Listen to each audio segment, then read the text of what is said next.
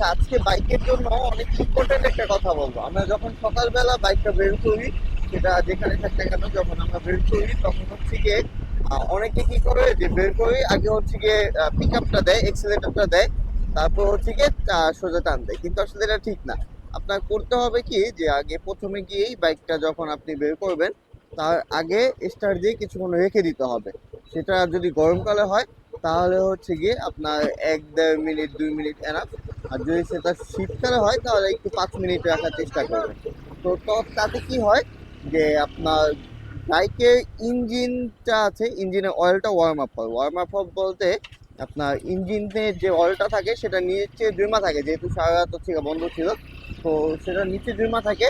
তো আপনি যখন স্টার্ট দেন, স্টার্ট দিয়ে কিছুক্ষণ রাখেন, তো তখন হচ্ছে গিয়ে অয়েলটা ইঞ্জিনে সাপ্লাই দেয়, ইঞ্জিনে হচ্ছে রোটেশন করে, যার কারণে ইঞ্জিনটা পরবর্তীতে সারাটা দিন খুব ভালোভাবে চলে।